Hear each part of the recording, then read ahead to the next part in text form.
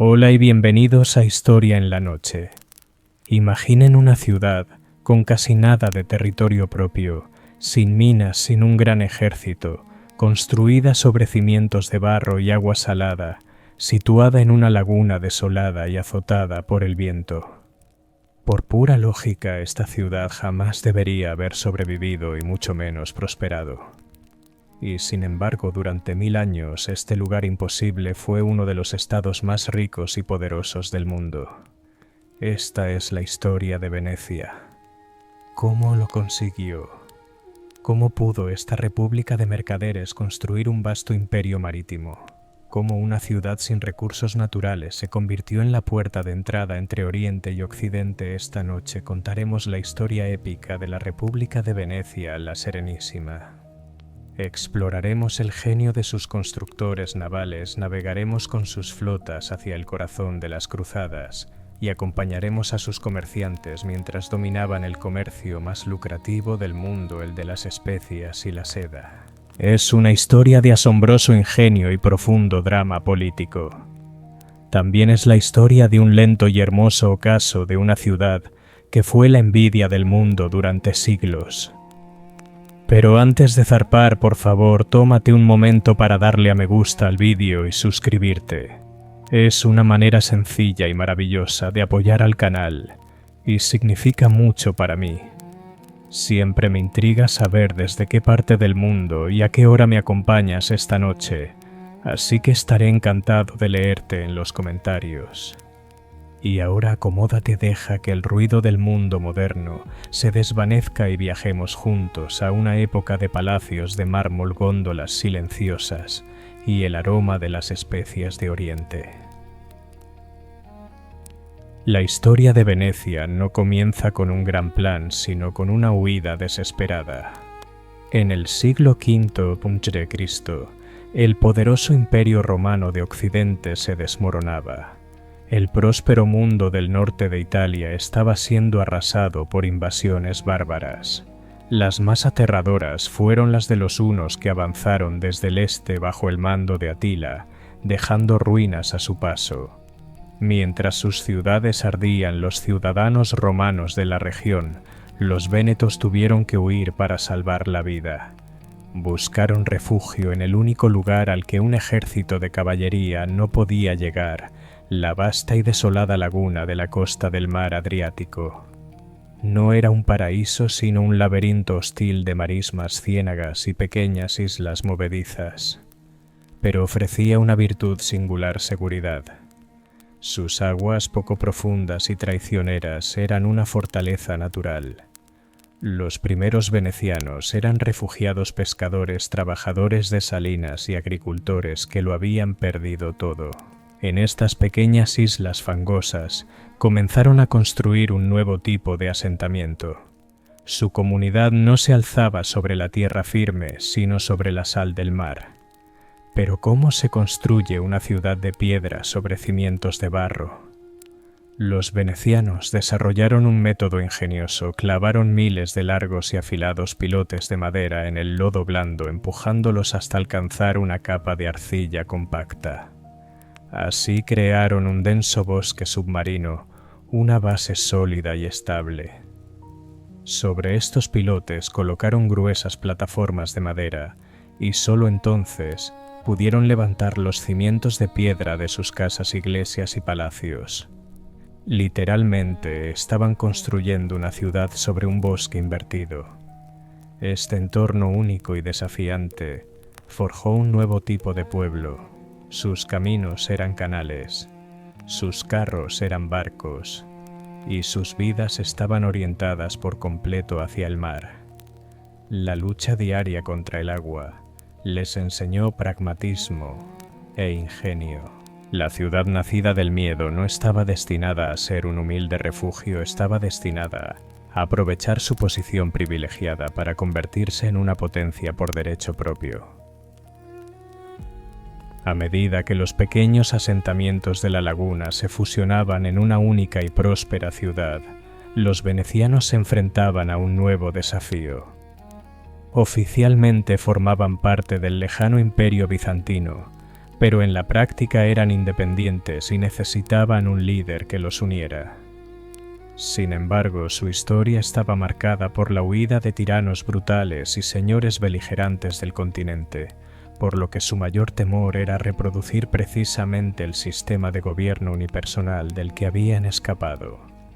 Su solución fue una auténtica obra maestra política, un sistema de gobierno destinado a garantizar su estabilidad durante 1000 años. En el siglo VIII crearon el cargo de dux. El título procedía del latín dux lider, y su elección fue deliberada. Debía ser un dirigente pero no un monarca, un príncipe pero no un rey. Era elegido de por vida por las familias más poderosas de la ciudad y no heredaba el puesto. Representaba la continuidad del Estado, pero su poder quedaba limitado desde el principio. El auténtico poder en Venecia residía en las acaudaladas familias de comerciantes cuyas fortunas dependían del comercio marítimo. Su temor era que un dux ambicioso intentara hacerse con el poder absoluto. Un solo gobernante podía crear una dinastía hereditaria y sacrificar el comercio de la ciudad por su propia gloria. Por ello, todo el sistema político veneciano evolucionó hacia una compleja e ingeniosa maquinaria destinada a impedirlo.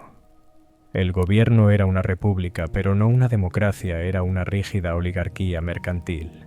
Su base era el Gran Consejo, una asamblea formada por miembros de todas las familias nobles de Venecia, que actuaba como la fuente suprema de autoridad y elegía a los integrantes de todos los demás consejos menores que administraban la ciudad.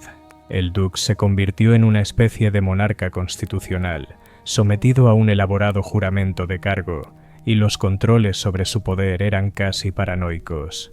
En su rigor no podía nombrar sucesor.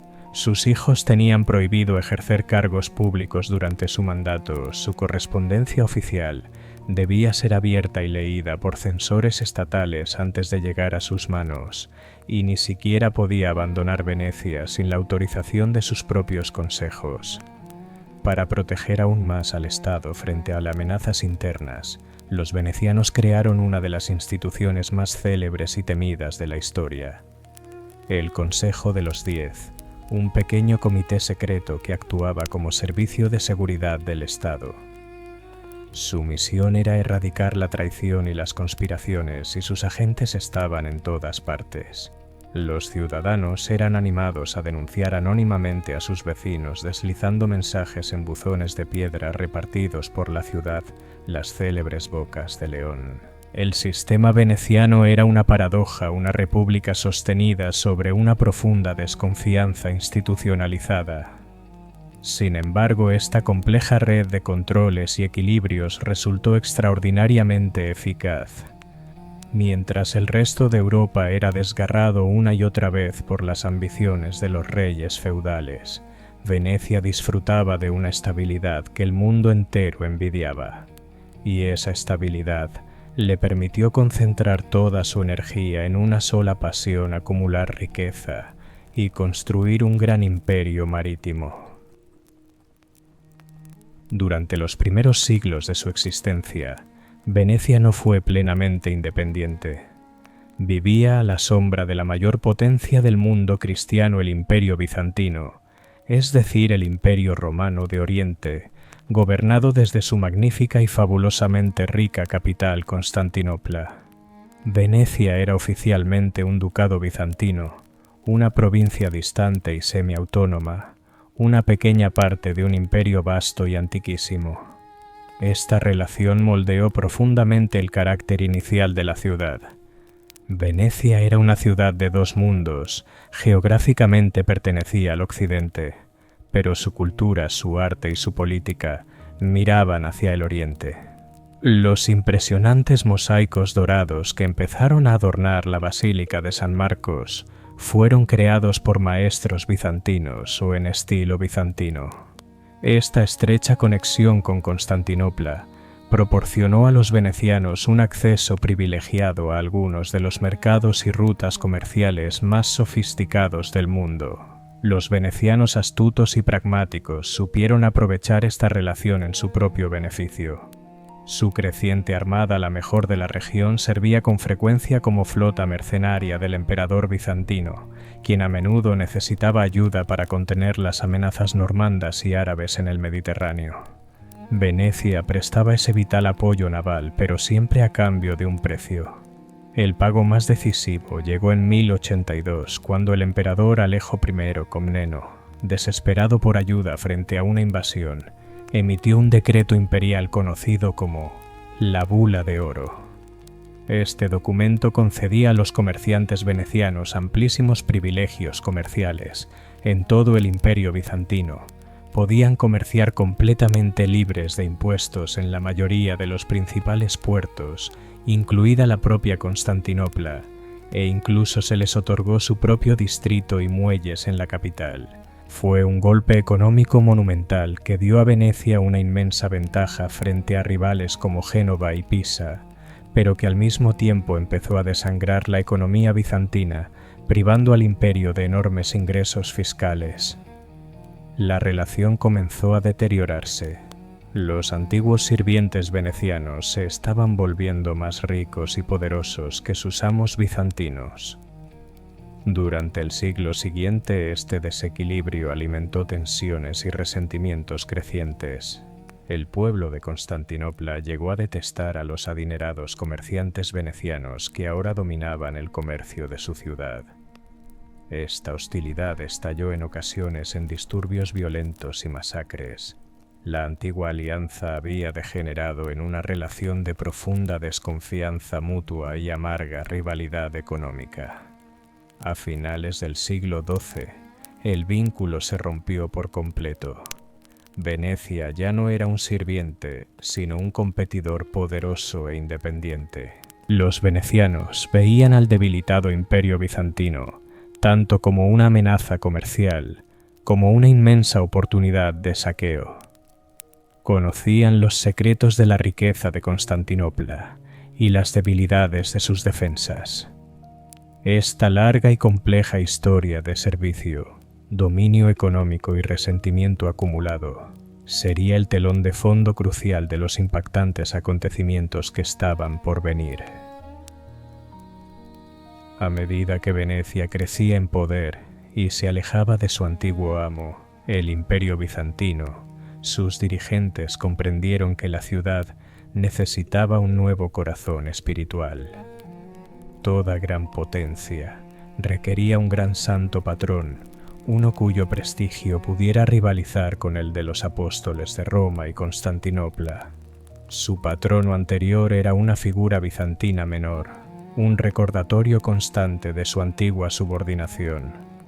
Para ser verdaderamente independiente, Venecia necesitaba una reliquia del más alto orden, y así fijó su atención en el cuerpo del propio San Marcos Evangelista. Solo había un problema.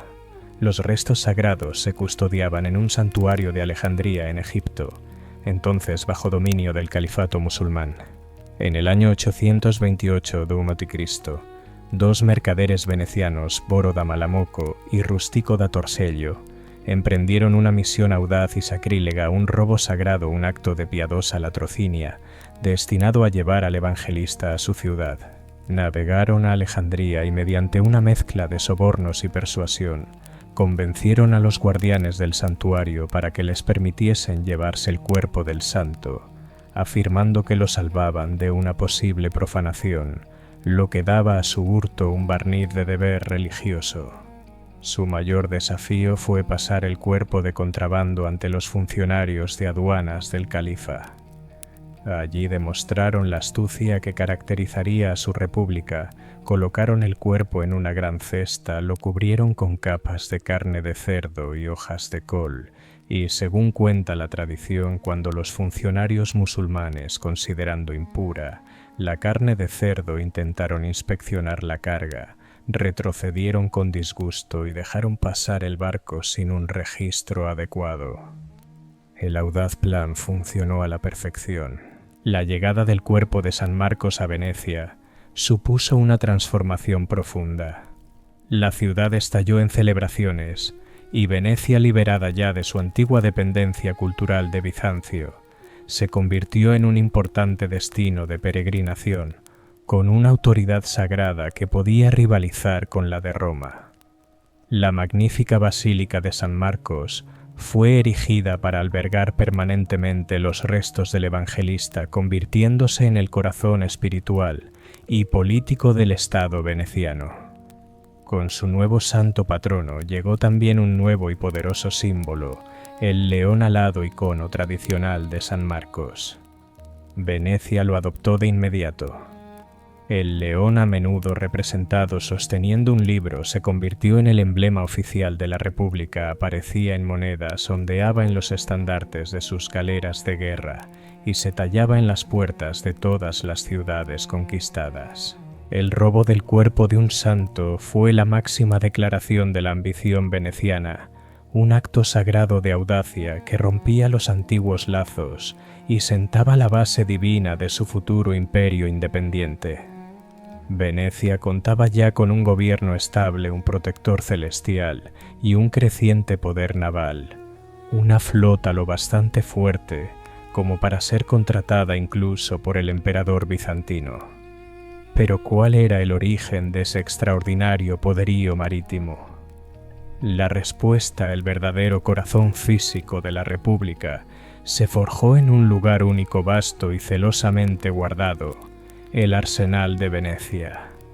Escondido en el extremo oriental de la ciudad, tras altos muros de ladrillo rojo y torres de vigilancia, no era un simple astillero, sino el mayor y más eficiente complejo industrial de Europa, siglos adelantado a su tiempo.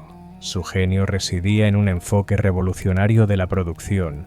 En una era en la que los barcos se construían uno a uno, los venecianos fueron pioneros en los principios de la cadena de montaje moderna. El proceso comenzaba con la producción en masa de piezas estandarizadas e intercambiables, talleres especializados repletos de artesanos altamente cualificados.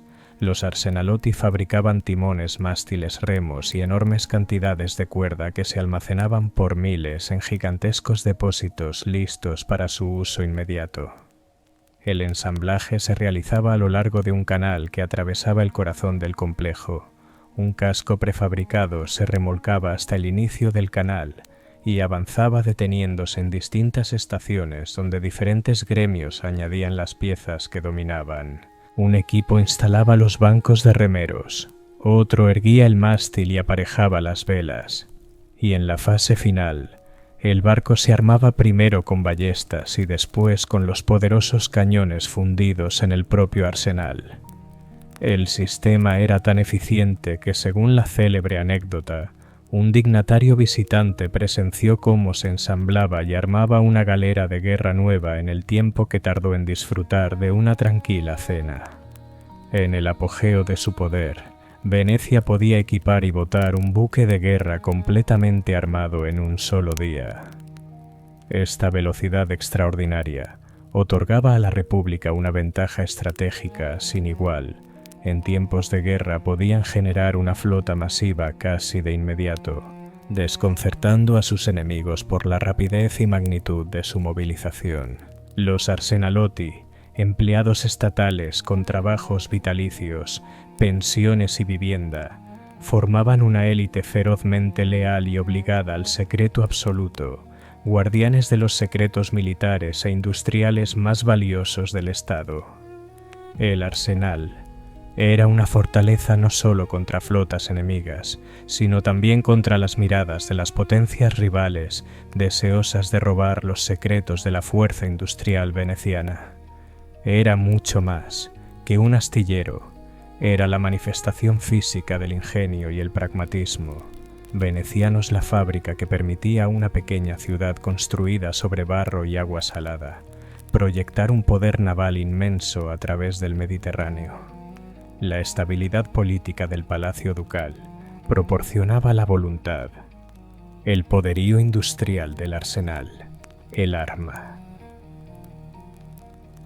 El poder forjado en los oscuros salones del arsenal se exhibía con magnificencia ante el mundo entero durante un día muy especial del año, la fiesta de la Ascensión. En esa fecha la ciudad celebraba su ceremonia de estado más importante y singular, un ritual que capturaba a la perfección el alma de la República. Se llamaba la boda con el mar. La pieza central del festival era la barcaza de estado del Docks, el Bucintoro. No era una galera de guerra, sino un palacio flotante, una deslumbrante obra maestra de la artesanía veneciana. El barco era inmenso, una embarcación de 2 cubiertas, impulsada por los remeros más hábiles del arsenal, y toda su superficie estaba cubierta de elaboradas tallas míticas, profusamente doradas con pan de oro puro. Cuando el Bucintoro salía de su refugio, se decía que parecía una montaña dorada flotando sobre el agua. En la mañana del festival, el Dux subía a bordo ataviado con sus más suntuosos ropajes ceremoniales, acompañado por los más altos funcionarios y por embajadores extranjeros. Desde allí encabezaba una gran procesión de cientos de embarcaciones a través de la laguna. Era un espectáculo de increíble pompa y orgullo cívico. Toda la ciudad acudía a contemplar la barcaza dorada seguida por una flotilla de góndolas y yates privados resplandecientemente decorados. El aire se llenaba de música del repicar de campanas y de los vítores del pueblo veneciano. El destino de la procesión era la bocana del Lido, el punto donde las tranquilas aguas de la laguna se encuentran con la inmensidad del mar Adriático. Allí la flotilla guardaba silencio y el Dux realizaba el antiguo y sagrado ritual. Tomaba un anillo de oro consagrado, lo alzaba para que todos pudieran verlo y recitaba el solemne e inmutable voto en latín: Desponsamus te mare insignum veri et perpetui dominii, que significa: te desposamos, oh mar, como señal de dominio verdadero y perpetuo. Con esas palabras dejaba caer el anillo en las olas. Este acto era la renovación anual del contrato sagrado en el corazón mismo de la existencia de la ciudad, una plegaria por la seguridad de sus marineros y por la prosperidad de su comercio, pero también una poderosa declaración política. Proclamaba al mundo que el Adriático era territorio veneciano, que el mar era su vía privada y que ellos eran sus indiscutibles dueños. Para los venecianos esto no era una metáfora. Su ciudad había nacido del agua, había sido protegida por ella y se había enriquecido gracias a ella. El mar era su granja, su fortaleza y su razón de ser. Unirse simbólicamente con él era proclamar la verdad fundamental de su mundo. Esta magnífica ceremonia representaba la máxima expresión del alma veneciana, un espectáculo dorado que anunciaba la fuente de todo su poder y toda su gloria. A comienzos del siglo XIII, el Papa Inocencio III proclamó la Cuarta Cruzada, una nueva guerra santa, destinada a navegar hacia Tierra Santa y recuperar Jerusalén. Los señores feudales de Francia y del Sacro Imperio Romano Germánico respondieron al llamado y reunieron un magnífico ejército de caballeros y soldados. Pero para atacar el corazón del poder musulmán en Egipto, necesitaban una flota y solo había una ciudad en el mundo capaz de proporcionársela: Venecia. El líder veneciano de aquel momento era una de las figuras más extraordinarias de la Edad Media, el Dux Enrico Dandolo, un anciano de más de 90 años y ciego, pero con una mente tan aguda como la de cualquier hombre de mediana edad y una ambición ilimitada por la gloria de su república. Cuando los enviados cruzados llegaron para presentar su petición, una flota capaz de transportar a 33.000 hombres y 4.500 caballos, Dandolo y los venecianos negociaron con dureza. Acordaron detener todas sus actividades comerciales durante más de un año y dedicar el poderío industrial completo del arsenal a este gigantesco proyecto. El precio por el servicio ascendía a la asombrosa suma de 85.000 marcos de plata. Los cruzados aceptaron y Venecia se puso a trabajar. En el verano de 1202, el ejército cruzado llegó al Lido de Venecia y de inmediato estalló una crisis. El ejército era mucho menor de lo prometido. Miles de caballeros habían tomado otras rutas o abandonado la empresa. Como resultado, los cruzados solo podían pagar una fracción del enorme precio acordado.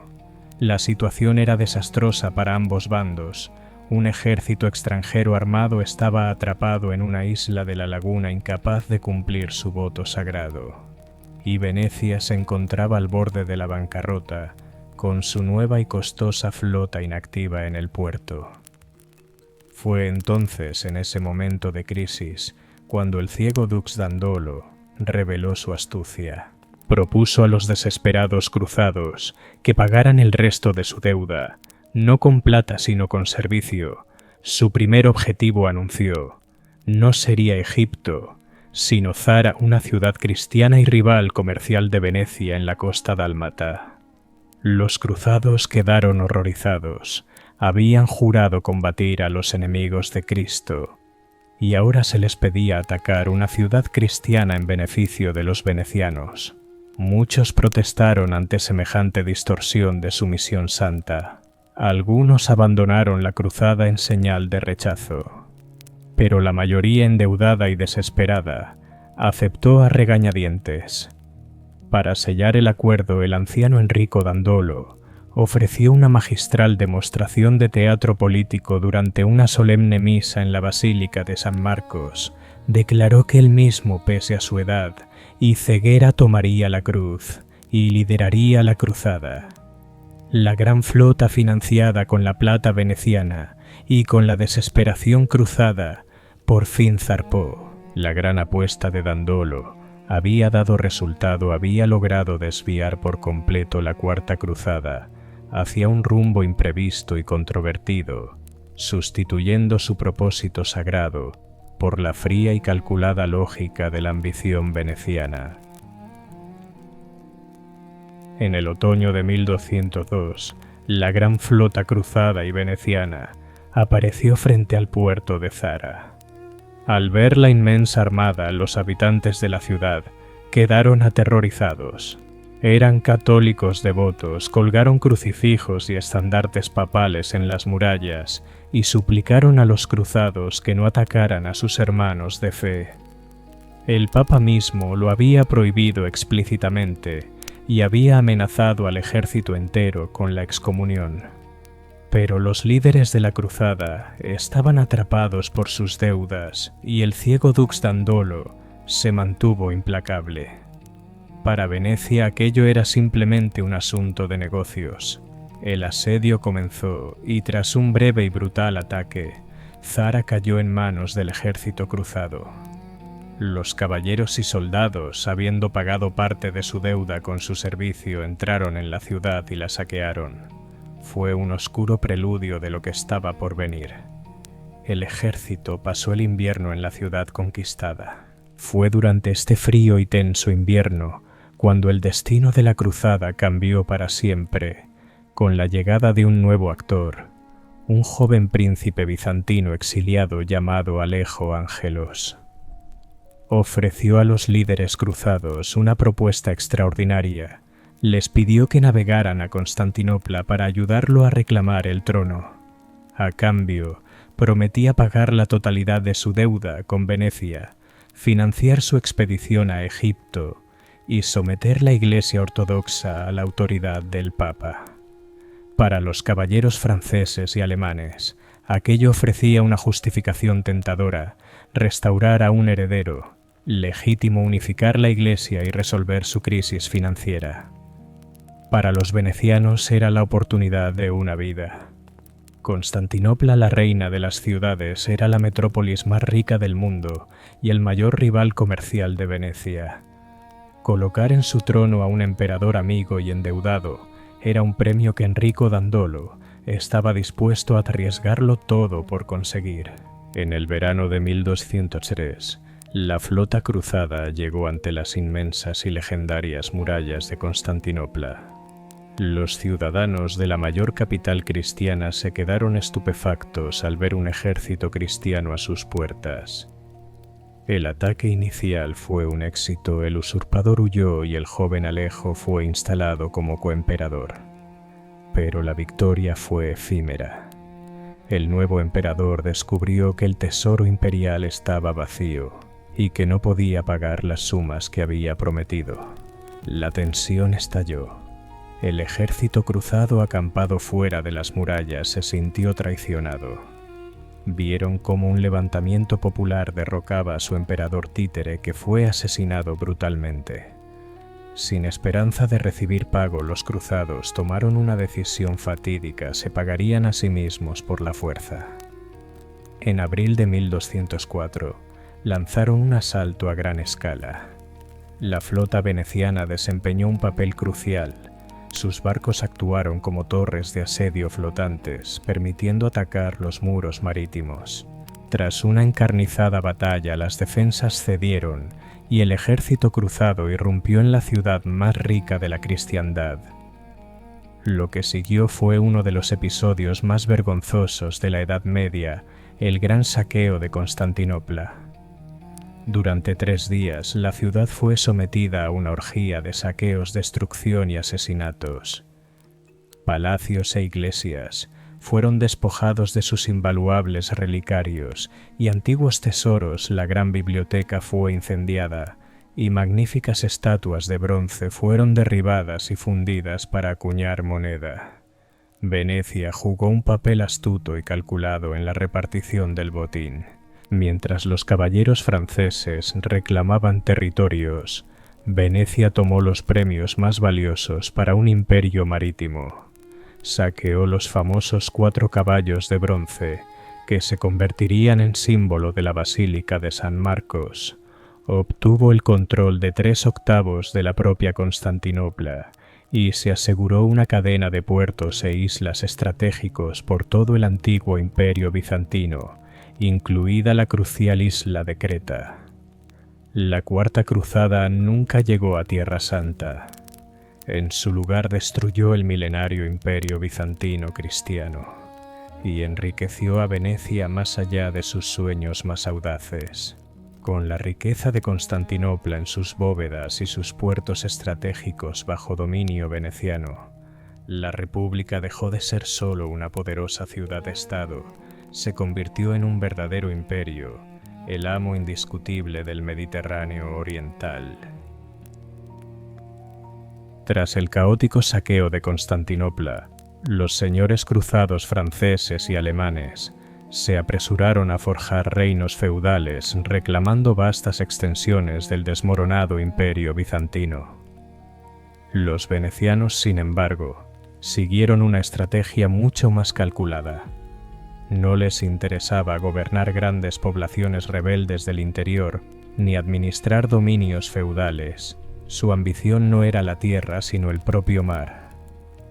Con los despojos del imperio caído, forjaron meticulosamente un nuevo tipo de dominio perfectamente adaptado a una república de comerciantes, el Stato da Mar, el Estado del Mar. Mientras los demás cruzados reclamaban territorios, Venecia reclamaba rutas comerciales. Su estrategia consistía en crear una larga e ininterrumpida cadena de puertos e islas fortificados que sirvieran de puntos de apoyo, una autopista marítima que se extendía desde la laguna veneciana hasta el Mar Negro. Era un collar de perlas en el que cada perla representaba un puerto estratégico, una base naval y un puesto comercial. Esta estructura garantizaría la seguridad y supremacía de la navegación veneciana. Tras la partición del Imperio bizantino, Venecia obtuvo una serie de enclaves clave, aseguraron los puertos más importantes de la costa griega, tomaron el control de las islas Cícladas en el Egeo y sobre todo se hicieron con la enorme y estratégicamente vital isla de Creta. Conocida por los venecianos como el Reino de Candía, Creta se convirtió en su colonia de ultramar más importante. Su posición permitía dominar las rutas marítimas de todo el Mediterráneo oriental y actuó durante siglos como base naval crucial y fuente de valiosos productos. Este no era un imperio de asentamientos, sino una maquinaria comercial y militar. Cada isla y cada puerto del Stato da Mar cumplía una función concreta. Eran puertos seguros, donde los mercantes venecianos podían descansar, reabastecerse y refugiarse de tormentas y piratas. Eran estaciones navales capaces de albergar escuadrones de galeras venecianas, lo que permitía vigilar las rutas marítimas y proyectar poder a grandes distancias. Y eran centros comerciales donde los mercaderes recopilaban productos locales para enviarlos a los mercados de la metrópolis. La vida en estas colonias estaba supervisada habitualmente por un gobernador veneciano, un noble enviado desde la ciudad para administrar a la población local mayoritariamente griega. Se trataba por lo general de un gobierno pragmático y orientado al comercio, más interesado en cobrar impuestos y asegurar el flujo mercantil que en transformar la cultura local. El Stato da Mar era la expresión suprema de la cosmovisión veneciana, un imperio diseñado por comerciantes para comerciantes. Cada isla y cada puerto era elegido no por su tamaño, sino por su valor estratégico y económico. Esta red de bases navales y puestos comerciales era el esqueleto rígido que sostenía su vasto cuerpo mercantil, permitiendo controlar el flujo de riqueza desde el este hasta el corazón de su ciudad, con una eficiencia y seguridad inigualables. Habían construido su ciudad sobre el agua, y ahora habían construido también su imperio sobre ella. El imperio veneciano, formado por puertos e islas, estaba diseñado para canalizar las riquezas de Oriente hacia Occidente. Pero el viaje de un veneciano fue mucho más allá de las rutas comerciales habituales, llegando hasta la fuente misma de esas riquezas. Su nombre era Marco Polo, y su relato se convertiría en la crónica de viajes más famosa de la historia. La aventura comenzó en 1271, cuando Marco, con tan solo 17 años, partió de Venecia junto a su padre y su tío en una ambiciosa misión comercial. Su travesía no fue un rápido viaje por mar, sino una larga y ardua ruta terrestre, siguiendo la legendaria red de caminos conocida como la Ruta de la Seda. Durante 3 años y medio, recorrieron montañas anatolias, desiertos persas y los imponentes montes Pamir, el techo del mundo, hasta llegar finalmente a su destino, la opulenta y casi mítica corte de Kublai Khan, el emperador mongol de China. El Khan, un gobernante sofisticado y curioso, quedó fascinado por aquellos hombres de tierras lejanas y tomó especial simpatía por el joven Marco, a quien consideró inteligente y un observador excepcional. Durante los siguientes 17 años, Marco Polo no solo comerció, sino que se convirtió en emisario y funcionario del vasto imperio mongol, viajando por toda China y contemplando maravillas que ningún europeo había visto jamás. Ciudades inmensas que superaban con creces a cualquier urbe europea, la quema de piedra negra carbón, para producir calor, el uso del papel moneda completamente desconocido en Occidente, el funcionamiento del eficiente sistema postal mongol y relatos de las lejanas islas de Japón. Tras 24 años lejos de casa, los Polo obtuvieron al fin el permiso del Khan para regresar. El retorno, esta vez por mar, fue igual de peligroso, atravesando el mar de China meridional y el Océano Índico. Cuando llegaron a Venecia en 1295, estaban casi irreconocibles, vestidos con andrajosas ropas mongolas. La leyenda cuenta que su propia familia no creyó que fueran ellos hasta que abrieron las costuras de sus vestimentas y dejaron caer sobre la mesa un torrente de joyas, rubíes, zafiros y diamantes que habían ocultado de piratas y bandidos. La extraordinaria aventura de Marco Polo aún guardaba un último giro irónico. Años después de su regreso, Venecia entró en guerra con su gran rival Génova. Marco, ya hombre rico, comandó su propia galera en la batalla de Curzola en 1298. Los venecianos fueron derrotados y él terminó prisionero en una cárcel genovesa. Allí, en su celda, conoció al escritor de romances Rustichello da Pisa. Para pasar el tiempo, Marco le dictó la historia completa de su increíble viaje. El libro resultante, Los viajes de Marco Polo, se convirtió en una sensación inmediata. Aunque muchos lo descartaron como El millón de mentiras, una colección de fábulas fantásticas, fue el primer relato detallado y realista del lejano Oriente que Europa había visto jamás. Inspiraría a generaciones futuras de exploradores, incluido Cristóbal Colón, y consolidaría para siempre el legado de un comerciante veneciano que viajó hasta el fin del mundo y regresó. Venecia había construido un imperio, y sus comerciantes como Marco Polo habían viajado hasta los confines del mundo. Pero la gran rivalidad con Génova, su poderosa ciudad gemela al otro lado de Italia, aún no estaba resuelta. Una última y brutal guerra sería necesaria para decidir quién sería el verdadero amo del Mediterráneo.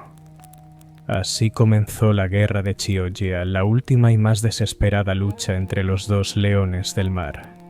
Estalló en 1338, cuando en una maniobra brillante y audaz, la flota genovesa logró lo que ningún enemigo había conseguido jamás: penetrar en la laguna veneciana.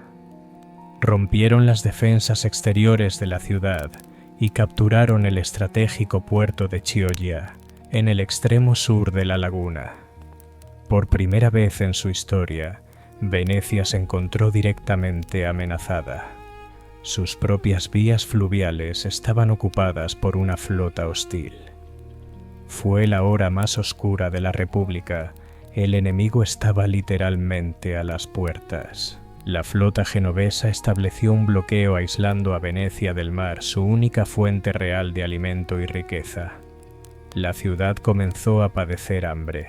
Confiado en la victoria, el almirante genovés envió un mensaje al dux veneciano, declarando que no concedería la paz hasta haber domado al León de San Marcos, una promesa de conquista total. En ese momento de desesperación, los venecianos organizaron una de las remontadas más extraordinarias de la historia naval. Reunieron todos los barcos y hombres que les quedaban y liberaron de prisión a su mejor almirante, Vettor Pisani, para que los comandara. Fue él quien propuso una apuesta audacísima: bloquear a los bloqueadores. Bajo el amparo de la noche, la flota veneciana navegó hacia el sur hasta los estrechos canales que constituían la única vía de salida de Chioggia hacia el mar abierto. Allí hundieron viejos barcos cargados de piedras, sellando por completo las rutas de escape. La flota genovesa, triunfante un instante antes, quedó repentinamente atrapada en el mismo puerto que había conquistado. La situación se invirtió por completo. El asedio de Venecia se convirtió en el asedio de Chioggia. Durante 6 agotadores meses, los venecianos mantuvieron sus posiciones, cortando todo alimento y aprovisionamiento a los marineros genoveses cercados. La guerra se convirtió en un brutal conflicto de desgaste. Finalmente, hambrienta y sin esperanza de rescate, la otrora poderosa flota genovesa se vio obligada a una rendición total y humillante. La victoria fue absoluta. La guerra de Chioggia quebró para siempre el poder marítimo de Génova. Aunque la ciudad seguiría siendo un importante centro financiero, su desafío por la supremacía naval había llegado definitivamente a su fin.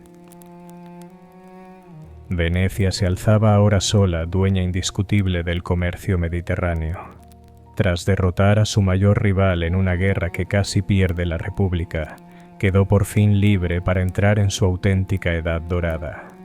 Su victoria sobre Génova aseguró sus rutas comerciales y su imperio de puertos e islas formaba una máquina perfectamente diseñada, creada con un único propósito: controlar el comercio más valioso y rentable del mundo.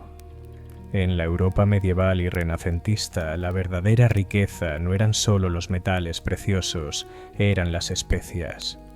La pimienta, el clavo, la canela y la nuez moscada tenían un valor casi inimaginable. Servían como conservantes de la carne ingredientes esenciales en la medicina y símbolos supremos de estatus. Su origen en las remotas islas de las especias del lejano oriente era un misterio absoluto para la mayoría de los europeos, lo que las hacía parecer mágicas y exóticas.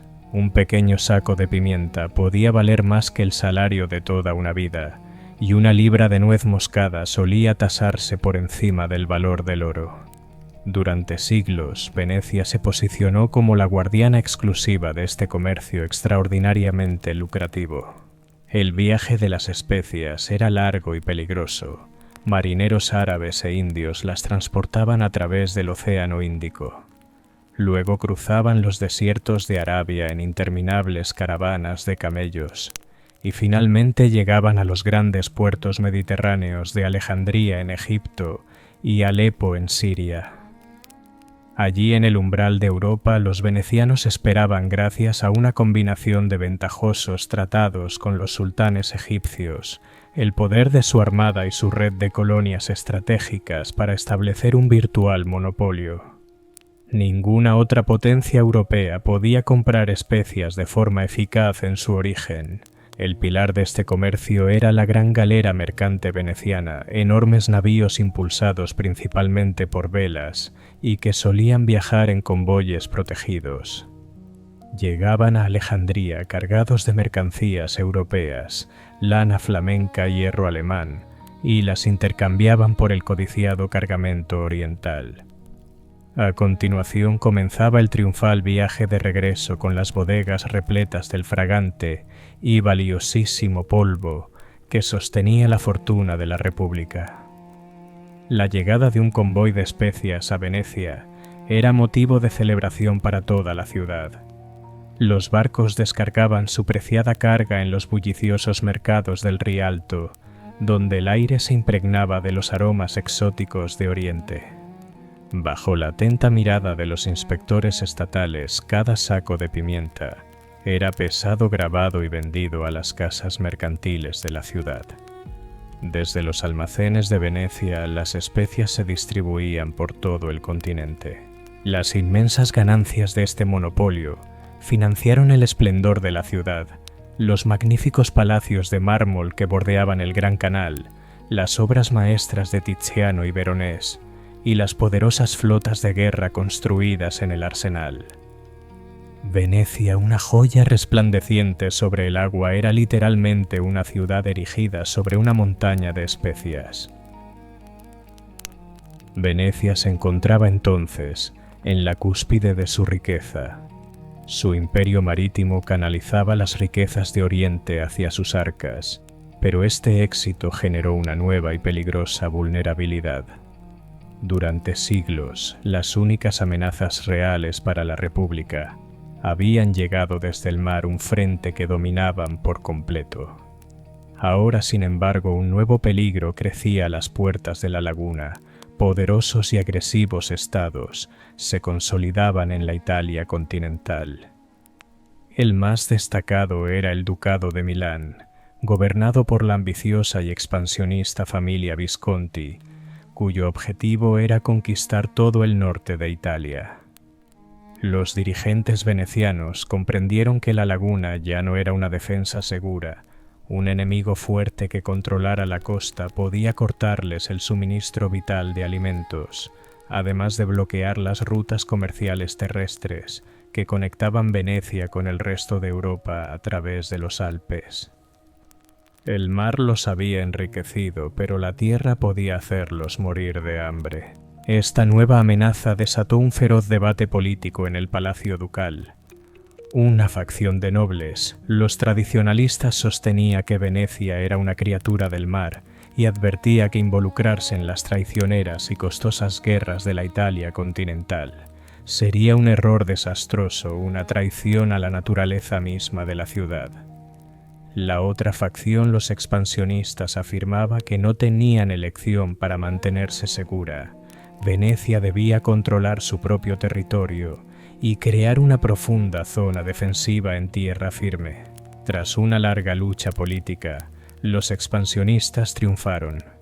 A comienzos del siglo XV, bajo el liderazgo del dux Francesco Foscari Venezia, dio un giro radical a su estrategia y emprendió una prolongada y costosa serie de guerras para conquistar el territorio que la rodeaba. Así nació el Stato d'Atera, el Estado de la Tierra. La campaña de conquista fue rápida e inicialmente exitosa, mediante una combinación de hábil diplomacia y acción militar decisiva. Venecia tomó el control de varias ciudades cercanas. Capturaron Padua, luego Vicenza y finalmente la gran ciudad de Verona. Esta expansión les otorgó el control de los principales ríos y de las fértiles tierras de cultivo del Véneto. Por primera vez, Venecia aseguró su propio suministro alimentario.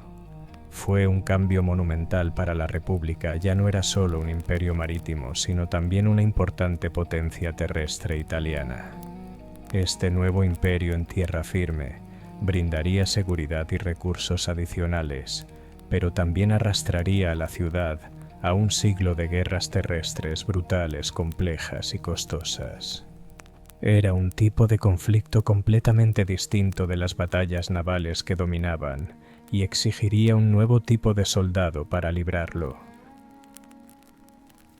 Venecia se había comprometido con un nuevo futuro, la conquista de la Italia continental, pero la República de Comerciantes enfrentaba un grave problema. Sus ciudadanos eran marineros y constructores navales, no soldados profesionales, capaces de librar guerras en tierra firme. Como el resto de los grandes estados italianos, Venecia recurrió a los maestros de la guerra renacentista, los condottieri. Un condottiero era un capitán mercenario profesional que no luchaba por patriotismo ni por un rey, sino por un contrato, el condotto, que especificaba su salario, el número de tropas que aportaría y la duración de su servicio. Estos capitanes eran empresarios de la violencia, líderes de ejércitos privados formados por caballería e infantería fuertemente acorazadas. A menudo eran nobles menores que veían en la guerra un camino hacia la riqueza, el poder y la fama. Este sistema generó un estilo de guerra único, un negocio. Los activos más valiosos de un condottiero eran sus soldados veteranos y sus costosos caballos de guerra. Por ello evitaban arriesgarlo todo en batallas decisivas y sangrientas que podían destruir su ejército y con él su sustento. La guerra se convertía así en un juego lento y calculado de maniobras, asedios prolongados y escaramuzas estratégicas. El objetivo era superar al oponente mediante astucia y capturar territorios con el mínimo coste humano posible. La traición también era frecuente. Un capitán podía cambiar de bando en plena guerra si un estado rival le ofrecía un contrato más ventajoso. Los pragmáticos venecianos recurrían a estos mercenarios por necesidad, pero desconfiaban profundamente de ellos. Su mayor temor era que un general victorioso y popular se transformara en un dictador militar y utilizara su ejército para derrocar al Estado, como había ocurrido en otras ciudades italianas. Por ello, Venecia vigilaba estrechamente a sus propios capitanes, enviaba comisarios políticos al campo de batalla para supervisarlos y reportar directamente al temido Consejo de los 10. El ejemplo más famoso y trágico de esta desconfianza es la historia del gran general Francesco Busone, conocido como Carmagnola. Conde brillante y en un inicio al servicio de Milán, el gran rival de Venecia fue contratado por la República mediante un condotto millonario y obtuvo varias victorias decisivas. Se convirtió en un héroe célebre, pero el Estado pronto comenzó a sospechar de su lealtad. Cuestionaron su falta de agresividad en campañas posteriores y temieron que mantuviera contactos secretos con sus antiguos señores de Milán. En 1432, el gobierno veneciano actuó con escalofriante precisión. Invitó a su famoso general a regresar a la ciudad para supuestamente discutir futuras estrategias. Carmagnola fue recibido con grandes honores en el Palacio Ducal, pero cuando entró en una cámara lateral, Las puertas se cerraron tras él. Fue arrestado por orden del Consejo de los 10. Tras un juicio secreto por traición, fue declarado culpable y conducido a la Piazzetta de San Marcos, entre las dos grandes columnas donde fue decapitado públicamente. La historia de Carmagnola fue un mensaje brutal e inequívoco para todos los que servían a la República.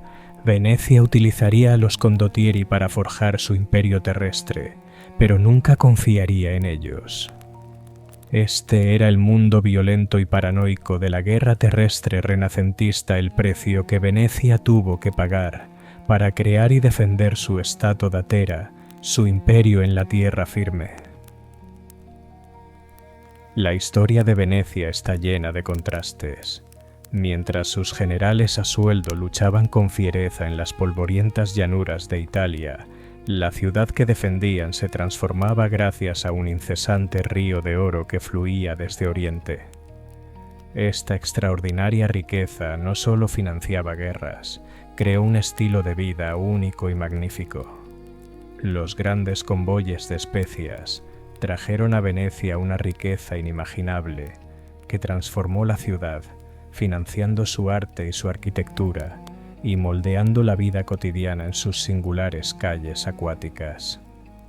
Ningún símbolo está más ligado a la esencia de Venecia que su embarcación más famosa, la góndola. Durante siglos, los canales venecianos fueron sus calles. Todo, personas, mercancías, mensajes, ceremonias, se movía en barco. La góndola evolucionó como el vehículo perfecto para ese entorno único. Su diseño es una obra de ingenio refinado, larga y esbelta para deslizarse por los canales más estrechos con fondo plano, para navegar en aguas poco profundas y sobre todo un casco asimétrico ligeramente curvado que permite que un solo gondolero de pie en la popa con un solo remo impulse la embarcación en línea recta. Los gondoleros eran una parte poderosa y respetada de la vida veneciana. Pertenecían a un gremio histórico y estrictamente regulado. Conocían los secretos de la laberíntica red de canales mejor que nadie. Eran los taxistas de la ciudad, sus confidentes y testigos silenciosos de sus innumerables secretos. En el apogeo del Renacimiento, la góndola se convirtió en un símbolo de estatus. Las ricas familias nobles competían por poseer la embarcación más lujosamente decorada, adornando sus góndolas con ricas telas de colores intrincados, tallados y reluciente pan de oro. Los canales se llenaban de estas deslumbrantes exhibiciones flotantes de riqueza privada, un marcado contraste con el ideal de modestia pública de la República. El Estado decidió poner fin a esta ostentación. En 1562, el gobierno veneciano aprobó una ley suntuaria destinada a frenar el gasto excesivo. Ordenaba que todas las góndolas, con excepción de unas pocas embarcaciones ceremoniales estatales, fueran despojadas de sus decoraciones y pintadas de un negro uniforme y sobrio. Esta ley encarnaba perfectamente la mentalidad veneciana, imponía una imagen de sobria igualdad republicana y obligaba a las familias nobles a ocultar su inmensa riqueza tras un velo de uniformidad. La góndola negra se convirtió así en un icono símbolo de la cultura única de Venecia, una ciudad con modestia exterior y lujo interior. Esta norma, que regulaba incluso el color de una embarcación, era un ejemplo perfecto del poder del Estado veneciano sobre la vida pública y privada de sus ciudadanos. Y esa obsesión por el control se extendía desde los canales hasta el ámbito más sagrado y más peligroso de todos, la religión. En toda la Europa renacentista, la Iglesia católica contaba con una poderosa y temida herramienta para imponer su doctrina, la Inquisición, un tribunal especial encargado de descubrir y castigar la herejía, es decir, creencias que contradecían las enseñanzas oficiales de la Iglesia. Pero la República de Venecia, como siempre, lo hacía todo a su manera. Aunque era un Estado católico devoto, insistía en dirigir su propia Inquisición bajo control estatal. La razón era puro pragmatismo. El Estado veneciano dependía del comercio internacional y su ciudad era un crisol cosmopolita lleno de comerciantes extranjeros, alemanes, luteranos, griegos ortodoxos, judíos cuya persecución podía desencadenar incidentes diplomáticos y perturbar las relaciones comerciales esenciales para la supervivencia de la ciudad. Para Venecia la estabilidad comercial era tan importante como la ortodoxia religiosa. Su sistema inquisitorial era único. El tribunal estaba compuesto por figuras religiosas, entre ellas el nuncio papal y el patriarca de Venecia, pero con una diferencia crucial en cada juicio. Era obligatoria la presencia de 3 observadores laicos nobles, venecianos designados por el Estado y conocidos como los Savia Leresia. Estos observadores no tenían voz ni voto en el veredicto, pero su presencia garantizaba la supervisión estatal sobre todo el proceso. Los intereses de la República siempre estaban protegidos. Los Savi podían suspender un juicio si percibían motivaciones políticas o si éste podía perjudicar a Venecia. Como resultado, la Inquisición veneciana era considerada menos brutal y más pragmática que sus homólogas de España o Roma. Se centraba en el arrepentimiento público y la conformidad, no en ejecuciones masivas. Aunque procesaba casos de herejía, sus métodos estaban siempre moderados por la prioridad absoluta de mantener la estabilidad del Estado. Un foco particular de preocupación era la numerosa comunidad de comerciantes alemanes, entre quienes temían que la expansión del protestantismo generara agitación política.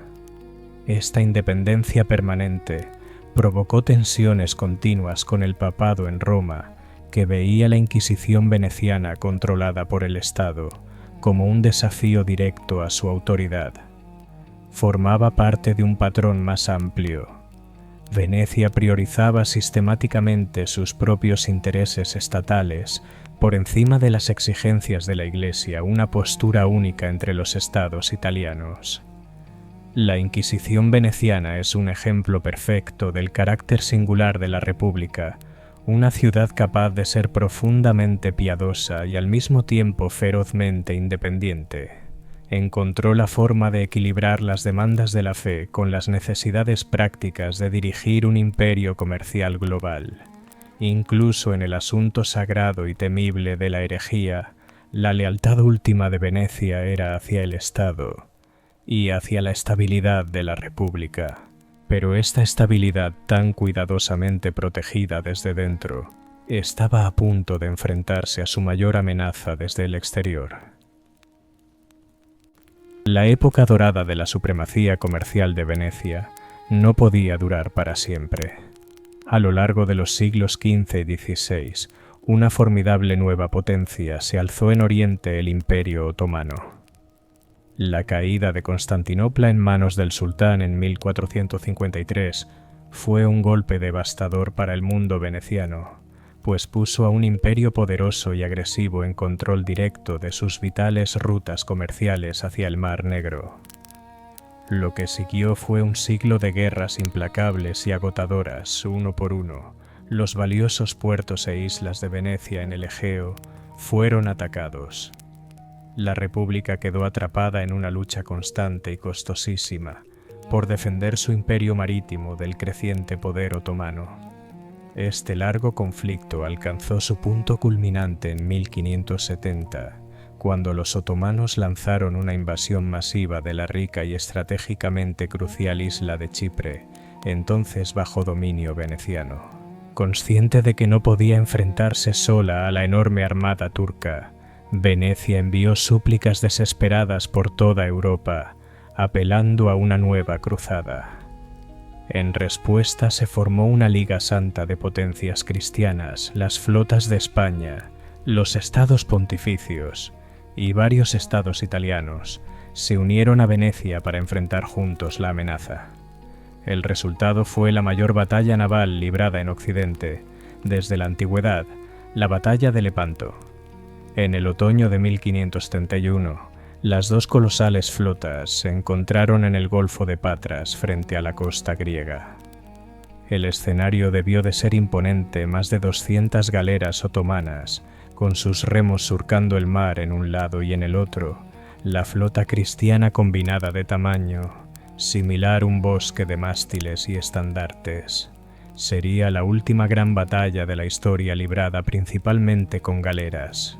En el corazón de la línea veneciana estaban 6 revolucionarios buques de guerra, llamados galeazze, enormes barcos híbridos, más altos que una galera común, y repletos de una formidable batería de cañones que los convertía en auténticas fortalezas flotantes.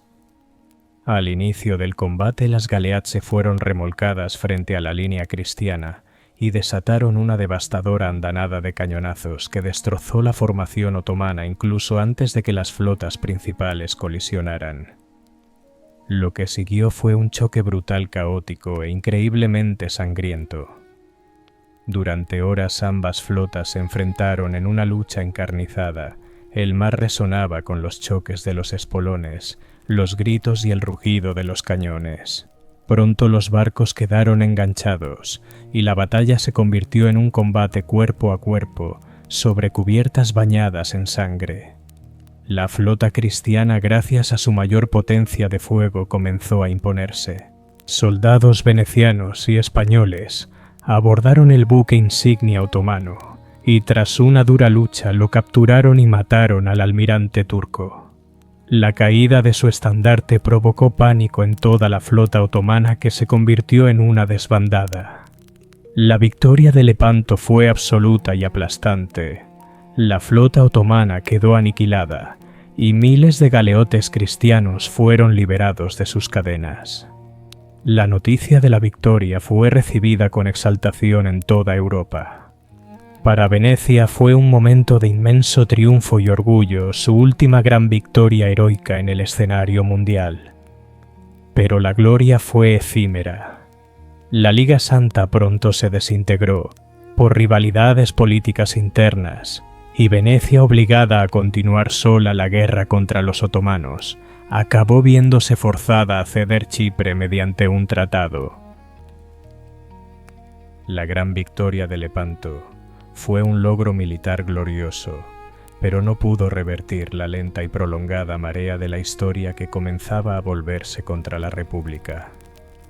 La verdadera amenaza para el futuro de Venecia no era una flota otomana, sino un nuevo mapa del mundo, trazado por los audaces exploradores de una nación rival.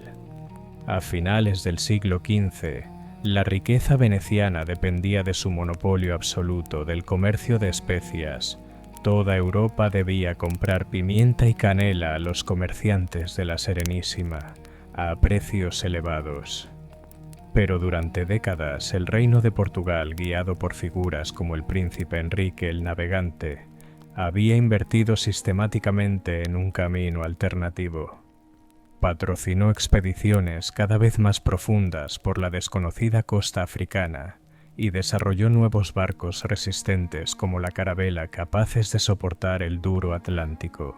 Su objetivo era singular y obsesivo: encontrar una ruta marítima directa hacia las Indias y destruir para siempre el monopolio veneciano.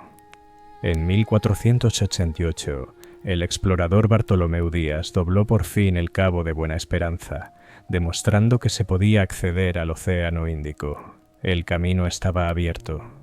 Una década después, en el verano de 1497, un decidido capitán portugués llamado Vasco da Gama partió de Lisboa con 4 naves para completar la misión. Su viaje fue una epopeya de resistencia. Enfrentó violentas tormentas en el Atlántico, perdió gran parte de su tripulación por escorbuto y tuvo que abrirse paso entre comerciantes africanos que lo consideraban un intruso. Finalmente, tras 10 agotadores meses en el mar, su maltrecha flota fondeó en el puerto de Calicut, India, en mayo de 1498. Lo había logrado. Por primera vez un navegante europeo había llegado a la India por mar.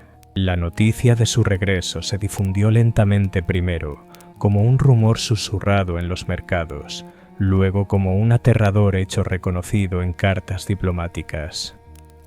Cuando finalmente llegó a Venecia, fue recibida con horror. El diarista veneciano Girolamo Priuli escribió que era la peor noticia que la República podría haber recibido. Los astutos comerciantes de la ciudad comprendieron de inmediato sus devastadoras implicaciones. Todo su modelo económico acababa de quedar obsoleto. Los portugueses podían enviar especias directamente a Lisboa por una fracción del coste, arruinando los cimientos de la riqueza veneciana. Venecia no renunció sin luchar. Intentó la diplomacia forjando una alianza con el sultán mameluco de Egipto para combatir a los portugueses en el Océano Índico. Incluso consideró uno de los proyectos de ingeniería más audaces de la época, excavar un canal en Suez que permitiera a su flota llegar al Mar Rojo. Pero era demasiado tarde. El mundo había cambiado. Venecia no había sido derrotada en una gran batalla, simplemente había sido superada. El centro de gravedad económico global se desplazaba desde las aguas familiares del Mediterráneo hacia las vastas extensiones del Atlántico. Y la gran era de los descubrimientos se convirtió irónicamente en la causa del largo, lento e irreversible declive de Venecia. Los cimientos de la inmensa riqueza de Venecia comenzaron a desmoronarse, pero la ciudad no se derrumbó.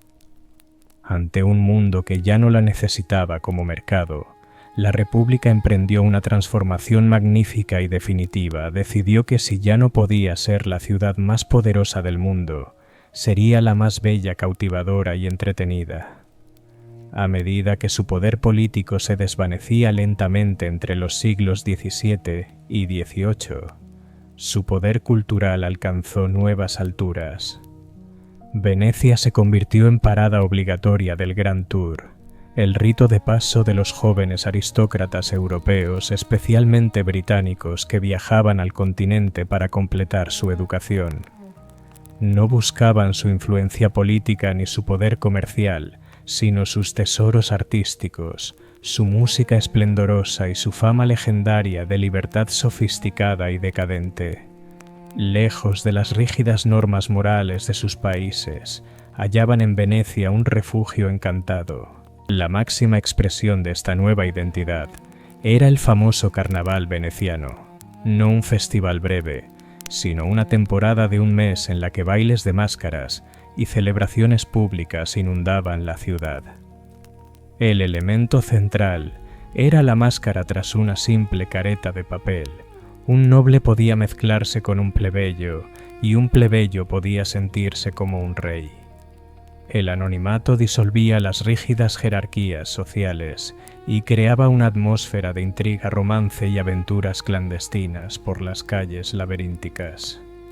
Fue la época en que Venecia se convirtió en la capital indiscutible del placer. La ciudad abrió la primera casa de juego pública y legal del mundo occidental, el Ridotto, donde viajeros adinerados y aristócratas enmascarados arriesgaban fortunas enteras en silenciosos juegos de azar. Era también la edad dorada de las célebres cortesanas venecianas, mujeres cultas y refinadas celebradas en el arte y la literatura. Y fue la cuna de la ópera pública. Sus magníficos teatros atraían a los mejores cantantes y compositores de Europa. Esta última etapa fue igualmente una brillante edad dorada para el arte y la música venecianos. Fue la ciudad del compositor Antonio Vivaldi, cuyos vibrantes y enérgicos conciertos, muchos compuestos para la orquesta femenina del Ospedale de la Pietà, se convirtieron en la banda sonora de esta época luminosa.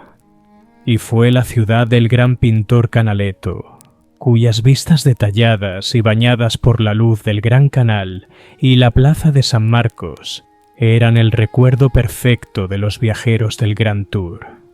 Sus obras tan precisas y evocadoras definirían la imagen de Venecia en el imaginario mundial durante siglos. A finales del siglo XVIII, Venecia era una ciudad de una belleza deslumbrante, pero también un lugar de profundo estancamiento político. La República se había convertido en un museo viviente, una capital del placer y la elegancia, pero su ejército no era más que la sombra de lo que había sido.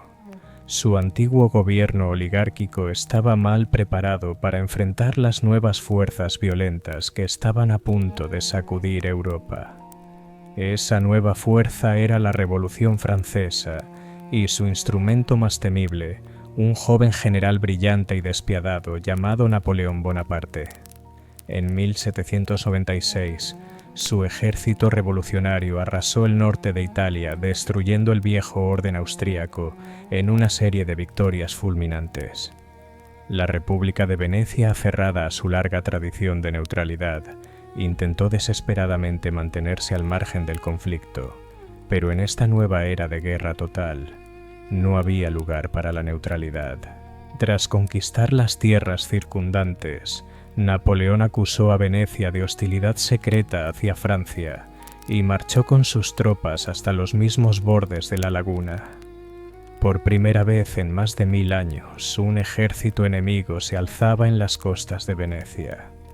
Napoleón envió un ultimátum brutal al Dux, y al Gran Consejo debían disolver su antiguo gobierno y establecer un nuevo municipio democrático alineado con Francia.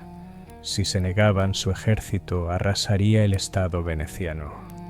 La amenaza era clara: rendirse o enfrentarse a la destrucción total. El último y angustioso debate tuvo lugar en el Palacio Ducal. Las familias gobernantes se reunieron en la gran cámara del Consejo, pálidas de miedo. Comprendían la realidad: su pequeño ejército no podía rivalizar con los veteranos endurecidos de Napoleón, y su ciudad era indefendible frente a la artillería moderna desplegada en la costa. Se enfrentaban a una elección imposible: resistir heroicamente y ver su magnífica ciudad arder y ser saqueada, o aceptar una rendición silenciosa y humillante que al menos preservara la vida de Venecia. El 12 de mayo de 1797, el último dux Ludovico Manin se dirigió al Consejo con lágrimas en los ojos. Les dijo que la República había llegado a su fin y los instó a aceptar las condiciones francesas.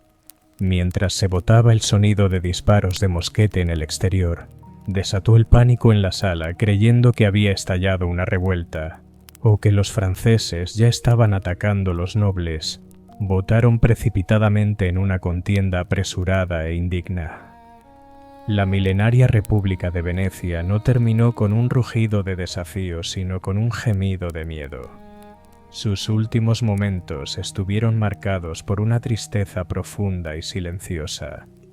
El dux Manin regresó a sus aposentos, se quitó el birrete ducal, el corno ducale, y se lo entregó a su sirviente diciendo simplemente: «Tómalo, no lo volveré a necesitar». Días después, las tropas francesas entraron en la plaza de San Marcos, la primera vez que un ejército extranjero ocupaba la ciudad. Saquearon sus tesoros, se llevaron los 4 grandes caballos de bronce de la basílica y los enviaron a París como botín de guerra.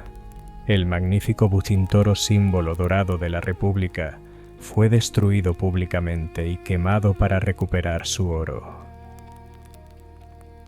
La rendición ante Napoleón en 1797 marcó el final de la milenaria República de Venecia. Su antiguo poder político y militar desapareció para siempre. En las décadas siguientes, la ciudad se convirtió en un tesoro disputado, pasando de manos francesas a austríacas antes de unirse finalmente al recién unificado Reino de Italia en 1866. Pero aunque el Estado veneciano había muerto, la ciudad y la idea de Venecia perduraron. Su verdadero legado ya no residía en sus flotas ni en sus colonias, sino en la profunda y duradera huella que dejó en el mundo. Ese legado se encuentra incluso en el lenguaje de las finanzas y del comercio moderno. Como pioneros del comercio internacional y del capitalismo temprano, los venecianos nos legaron términos que aún usamos. Hoy banco proviene del simple banco de madera, el bancho desde el cual un comerciante realizaba sus negocios. Palabras contables, como débito y crédito, fueron perfeccionadas en los libros de los mercaderes venecianos, y cuarentena deriva directamente de su política de salud pública, de aislar barcos durante 40 días, una práctica nacida de su constante lucha contra las plagas traídas por el comercio marítimo. Pero el legado más visible, por supuesto, es la propia Venecia. Pasear hoy por la ciudad es recorrer un museo viviente. Estar en la Plaza de San Marcos es encontrarse en el gran salón ceremonial de la República, rodeado de los resplandecientes mosaicos de influencia bizantina de la Basílica y del Palacio Ducal, sede de 1000 años de gobierno. Desde allí se cruza el famoso Puente de los Suspiros hacia las sombrías prisiones estatales. Todavía se ven los altos muros de ladrillo rojo del Arsenal, donde miles de obreros fueron capaces de lanzar una flota en un solo día. El icónico puente de Rialto sigue siendo el corazón comercial del antiguo imperio. Es una ciudad donde cada piedra cuenta una historia. Pero para comprender la verdadera magnitud del poder veneciano, hay que viajar a sus antiguas colonias. El rastro del león de San Marcos está tallado en piedra por todo el Mediterráneo. En el extremo más oriental de su dominio, las imponentes murallas venecianas de Nicosia en Chipre se alzaban como un bastión final. Desde allí el corazón de su poder egeo era la joya de la corona de su imperio ultramarino, la isla de Creta. En la hermosa ciudad portuaria de la Canea, gran parte del puerto es una creación veneciana, mientras que en la capital Heraclión, las colosales murallas y la fortaleza costera testifican los siglos que Venecia dedicó a defender su posesión más preciada. Más al norte, la isla griega de Corfú servía como la gran puerta fuertemente armada a sus aguas territoriales. Sus magníficas fortalezas aún dominan la ciudad. La ruta continúa por la costa adriática hacia la actual Croacia y Montenegro. Las impresionantes fortificaciones de Kotor y las defensas de Zadar, la misma Zara de nuestra historia, demuestran su absoluto dominio de esta costa. Estas fortalezas marítimas forman hoy parte del sitio Patrimonio de la Humanidad, conocido como Obras de Defensa Venecianas. Este sitio también honra las fortificaciones del Imperio Terrestre veneciano. El Stato da Terra en Italia, las imponentes murallas de Bérgamo, aún rodean la ciudad alta en un circuito de 6 kilómetros de bastiones y puertas monumentales. En Peschiera del Garda, los venecianos transformaron una isla fluvial en una formidable fortaleza pentagonal.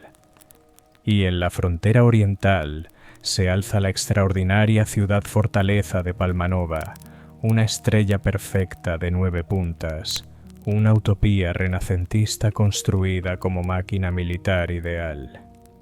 No son simples atracciones turísticas, son los ecos perdurables de piedra y mármol de una ciudad que una vez dominó el mar. Las huellas del león de San Marcos siguen visibles para quien sepa dónde mirar. Al final, el mayor legado de Venecia es su historia, la historia de una comunidad nacida del miedo, en un lugar sin ventajas naturales que utilizó su ingenio, su estabilidad política y su implacable apuesta por el mar para convertirse en uno de los estados más poderosos e influyentes del mundo. El León de San Marcos ya no gobierna un vasto imperio marítimo, pero el espíritu de aquella ciudad imposible construida sobre el agua, la Serenísima, perdura como un testimonio eterno de la resiliencia y la ambición humanas. Y así concluye nuestra historia de Venecia. Ha sido un verdadero placer guiarlos a través del pasado de esta república única y hermosa. Gracias por su atención. Hasta nuestro próximo viaje en el tiempo les deseo una noche serena y en paz.